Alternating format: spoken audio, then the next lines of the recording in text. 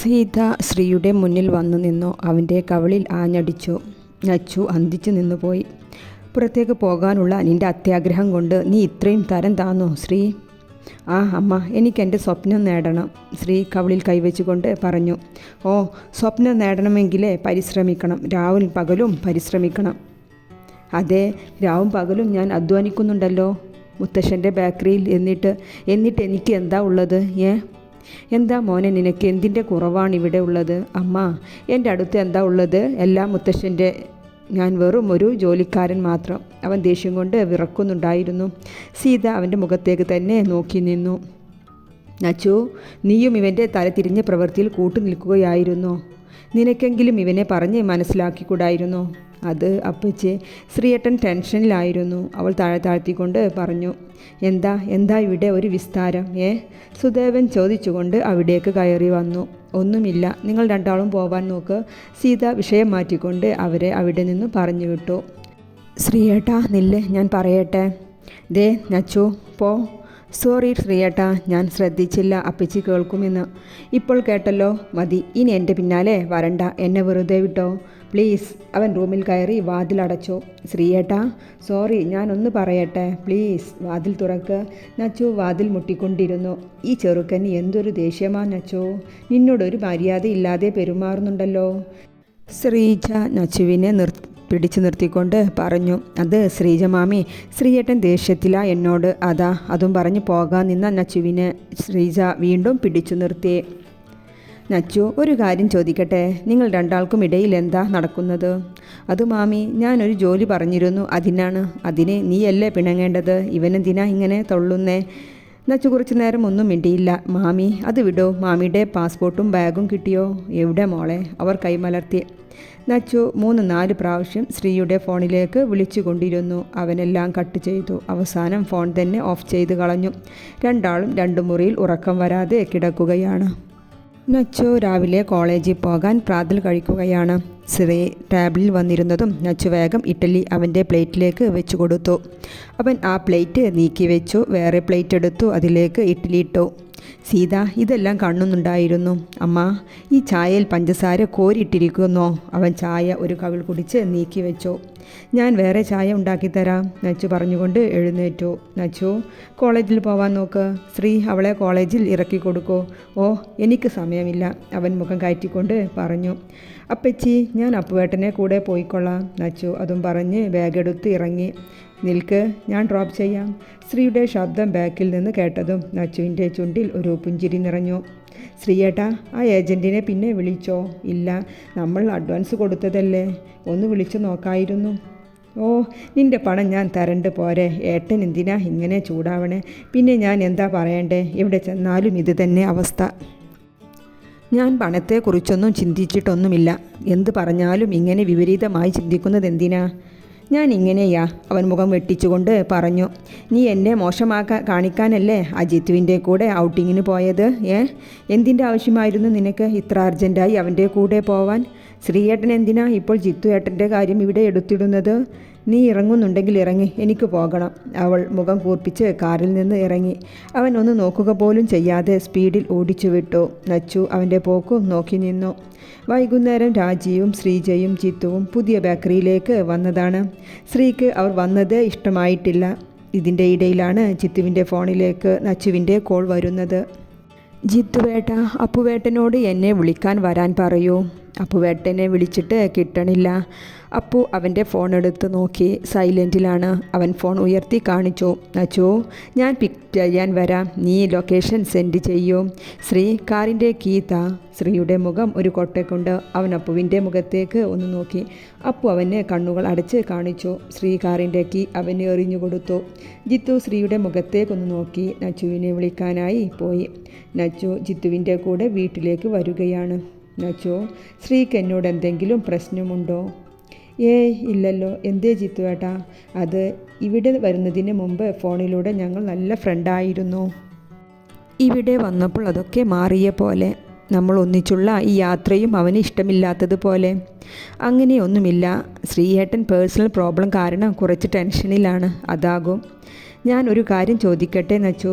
ആ, അത് നിങ്ങൾക്ക് രണ്ടാൾക്കും ഇടയിൽ വല്ല ടെൻഷനും ഉണ്ടോ? ഇല്ല ജിത്തുവേട്ട.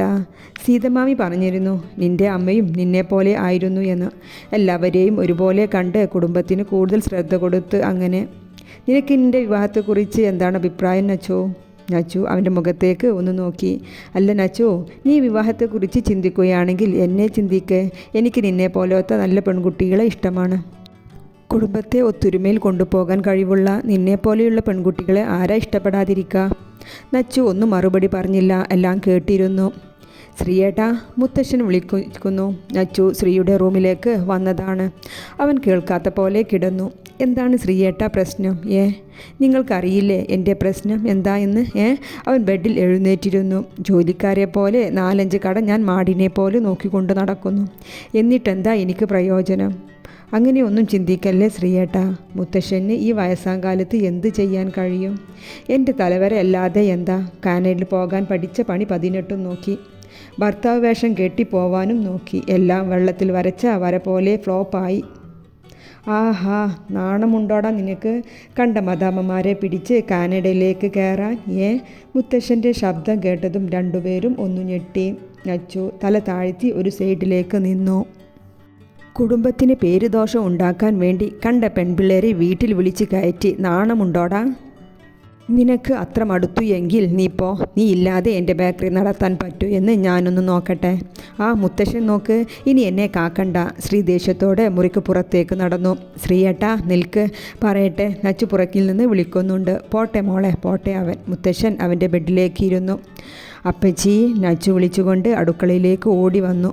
എന്താ നച്ചു? അത് അപ്പച്ചി, ശ്രീയേട്ടൻ മുത്തശ്ശനുമായി പിണങ്ങിപ്പോകുന്നു. ഡ്രസ്സെല്ലാം ബാഗിലാക്കുന്നുണ്ട്. വേഗം വാ. എൻ്റെ ഈശ്വര, ഈ ചെക്കൻ്റെ ഒരു കാര്യം. പാത്രം കഴുകിക്കൊണ്ടിരുന്ന സീത കൈവേഗം കഴുകി അവൻ്റെ റൂമിലേക്ക് ചെന്നു. എന്താ ശ്രീ, നീ എവിടേക്കാ ഈ കെട്ടുപെറുക്കി പോകുന്നേ? എവിടേക്കെങ്കിലും. ഇവിടെ ഇനി നിൽക്കില്ല. എന്നോട് പോവാൻ പറഞ്ഞില്ലേ? മുത്തശ്ശൻ ഇപ്പോൾ കൂട്ടിന് അവനുണ്ടല്ലോ. ഞാൻ പോവാണ്. ശ്രീയേട്ടാ ഒന്ന് നിൽക്ക്, ഞാൻ മുത്തശ്ശനോട് സംസാരിക്കാം. വേണ്ട, അതിൻ്റെ ആവശ്യമൊന്നുമില്ല. ഇനി എനിക്ക് വേണ്ടി ആരും ഇരക്കാൻ പോകണ്ട. എന്താ ശ്രീ, ഇവിടെ വിരുന്നുകാരൊക്കെ ഉള്ളതല്ലേ, അവർ എന്ത് കരുതും? സീത അനുനയിപ്പിക്കാൻ നോക്കുന്നുണ്ട്. ശ്രീ അതിലൊന്നും ചെവി കൊടുക്കുന്നില്ല. അവൻ ബാഗും എടുത്ത് പുറത്തേക്ക് നടന്നു. നച്ചു പിന്നാലെയുമുണ്ട്. ശ്രീയേട്ടാ ഇങ്ങനെ ചിന്തിക്കാതെ ഇറങ്ങിപ്പോവല്ലേ, ഞാൻ മുത്തശ്ശനോട് സംസാരിക്കാം. നച്ചു അവൻ്റെ ബാഗ് പിടിച്ചു വെക്കാൻ നോക്കി. നച്ചു, അവൻ കടുപ്പത്തിൽ വിളിച്ചു. എവിടേക്കാ പോണേ? ഏതെങ്കിലും നരകത്തിൽ പോയാലും ഇനി ഈ വീട്ടിലേക്ക് വരില്ല, അവൻ പറഞ്ഞുകൊണ്ട് ബൈക്ക് സ്റ്റാർട്ട് ചെയ്തു ഓടിച്ചുപോയി. നച്ചു അവൻ്റെ പോക്കും നോക്കി നിന്നു. അച്ഛാ, ശ്രീ ബാഗ് എടുത്തു പോയി. അവൻ പോവട്ടെ. കണ്ണിൽ കണ്ട അഴിഞ്ഞാടി പെൺപിള്ളേരുമായിട്ടാണ് അവന് കൂട്ട്. അവൻ എന്ത് ധൈര്യമുണ്ട് ആ കുട്ടിയെ ഇവിടെ കൊണ്ടുവന്ന് നിർത്താൻ? എന്തേ സീത, നിനക്ക് സ്വന്തം മോൻ്റെ നടപടി നോക്കാൻ നേരമില്ലേ? തറവാടിന് ചീത്തപ്പേരുണ്ടാക്കാനായിട്ട് കാനഡയിൽ പോവണം പോലും. അതിനിങ്ങനെയുള്ള വഴിയാണോ നോക്കല്? മുത്തശ്ശൻ ദേഷ്യം കൊണ്ട് വിറക്കുന്നുണ്ട്. അച്ഛാ, നച്ചുവും കൂടി അറിഞ്ഞിട്ടല്ലേ? എന്നിട്ട് എൻ്റെ മോനെ മാത്രം പിടിച്ച് പുറത്താക്കി. സുദേവ് പറയുന്നത്. ഇനി നിൻ്റെ മോൻ്റെ നാണം കെട്ട പ്രവൃത്തിയിൽ എൻ്റെ കുഞ്ഞിനെ കൂട്ടുപിടിക്കണ്ട. അല്ലെങ്കിലും അച്ഛന് അവനോടൊരു സ്നേഹവുമില്ല. വെറും പട്ടിയെപ്പോലെ എൻ്റെ മോൻ ഈ വീടിനു വേണ്ടി അധ്വാനിക്കുന്നില്ലേ? സുദേഹ് പറഞ്ഞുകൊണ്ടിരിക്കുകയാണ്. എല്ലാം കേട്ട് സീത ഒരു സൈഡിൽ ഉണ്ട്. ശ്രീ നേരെ പോയത് അപ്പുവിൻ്റെ റൂമിലേക്കാണ്. രാത്രി മുത്തശ്ശൻ്റെ റൂമിലേക്ക് വന്നതാണ് നച്ചു. നച്ചു മോളെ, നീ ശ്രീക്കൊന്ന് വിളിച്ചേ. നച്ചു മുത്തശ്ശൻ്റെ മുഖത്തേക്കൊന്ന് നോക്കി. മുത്തശ്ശൻ്റെ ഫോണിൽ നിന്നും ശ്രീക്ക് വിളിച്ചു. അവൻ ഓരോ കോളും ഓഫ് ചെയ്ത് കളഞ്ഞു. മുത്തശ്ശ, ഏട്ടൻ കട്ട് ചെയ്യുന്നു. നച്ചു ചുണ്ടും കൂർപ്പിച്ചുകൊണ്ട് പറഞ്ഞു. അപ്പുവേട്ട, ശ്രീയേട്ടൻ അവിടെ വന്നോ? നച്ചു ശ്രീ ഫോൺ എടുക്കാത്തതായപ്പോൾ അപ്പുവിന് വിളിച്ചതാണ്. നച്ചുട്ടി, ശ്രീ ഇവിടെ ഫ്ലാറ്റിലുണ്ട്. ഉറങ്ങിയോ? ശ്രീയേട്ടൻ ഫോണിലാണ്, ഗെയിം കളിച്ചു കൊണ്ടിരിക്കുകയാണ്. അപ്പോൾ ശ്രീയെ നോക്കിക്കൊണ്ട് പറഞ്ഞു. എന്നാൽ ശരി. അവൾ ഫോൺ വെച്ചു. നച്ചു ബാഗുമെടുത്ത് മെല്ലെ താഴേക്ക് ഇറങ്ങി. ആരും കാണാതെ ഗേറ്റ് തുറന്ന് പുറത്തേക്ക് നടന്നു. ഒരു ഓട്ടോക്ക് കൈ കാണിച്ചു നിർത്തി. അതിലേക്ക് കയറി. സമയം 10 കഴിഞ്ഞിരുന്നു. അപ്പുവിൻ്റെ റൂമിലേക്കുള്ള ജംഗ്ഷൻ കഴിഞ്ഞ് ഓട്ടോ വേറെ ഒരു വഴിയിലേക്ക് എടുത്തതും ഏയ് ഈ വഴിയല്ല, നിങ്ങൾ ഓട്ടോ നിർത്തൂ, അവൾ ഒച്ച വെച്ചു. ഏയ് മോളെ, നമുക്ക് ഈ വഴി ഒന്ന് ചുറ്റി മോള് പറഞ്ഞ സ്ഥലത്ത് കൊണ്ടുവിടാം, അയാൾ വല്ലാത്ത ഭാവത്തോടെ പറഞ്ഞു. നിങ്ങൾ വണ്ടി നിർത്ത്, അല്ലെങ്കിൽ ഞാൻ ചാടും. അവൾ ചാടാനായി നിന്നതും അയാൾ ഓട്ടോ സ്ലോ ആക്കി. നച്ചു പെട്ടെന്ന് ചാടിയിറങ്ങി ഓടി. ഓട്ടോക്കാരൻ ഇറങ്ങി അവളുടെ പിന്നാലെ ഓടി. അവളുടെ ബാഗിൽ പിടിച്ചു വലിച്ചു. അവൾ തലയിടിച്ചു വീണു പോയി. ആളുകൾ ശ്രദ്ധിക്കുന്നു എന്ന് തോന്നിയതും ഓട്ടോക്കാരൻ ബാഗുമായി മുങ്ങി. എന്താ കുട്ടി, എന്തു പറ്റി? ഒരു ബൈക്കുകാരൻ അവളുടെ അടുത്തേക്ക് വന്നു. എനിക്കൊന്ന് വീട്ടിലേക്ക് വിളിക്കണം, ഫോൺ ഒന്ന് തരുമോ? അവൾ കരഞ്ഞുകൊണ്ട് ചോദിച്ചു. അയാൾ ഫോൺ നൽകിയതും നച്ചു ശ്രീയുടെ നമ്പറിലേക്ക് വിളിച്ചു. അറിയാത്ത നമ്പർ ആയതു കാരണം ശ്രീ ഫോൺ എടുത്തു. ഹലോ. ശ്രീയുടെ ശബ്ദം കേട്ടതും നച്ചു ഉറക്കെ കരഞ്ഞു.